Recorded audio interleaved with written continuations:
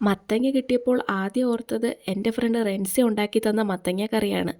അവളോട് വിളിച്ച് റെസിപ്പിയെല്ലാം ചോദിച്ച് ഇന്ന് അതുപോലെ തന്നെ ഉണ്ടാക്കാമെന്ന് വെച്ചു. സാമ്പാർ പരിപ്പിട്ടാണ് ഈ കറി ഉണ്ടാക്കുന്നത്.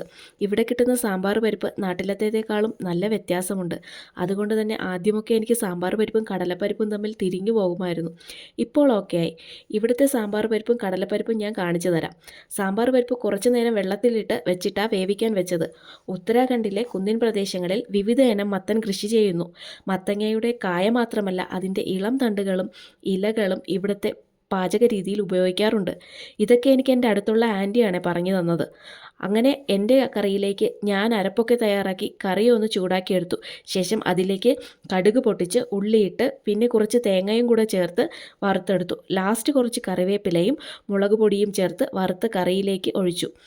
അങ്ങനെ മത്തങ്ങ പരിപ്പ് കറി വെച്ച ശേഷം അപ്പുറത്തെ ദീദി വിളിക്കുന്ന സൗണ്ട് കേട്ട് പുറത്തേക്ക് പോയപ്പോൾ ഒരാൾ കുറച്ച് പച്ചക്കറി വിൽക്കാൻ കൊണ്ടുവന്ന് നിൽക്കുന്നു. മല്ലിയില, കടുകിൻ്റെ ഇല, മേത്തിപ്പത്ത, പച്ചമുളക് ഇത്രയും മാത്രമേ ഉള്ളൂ.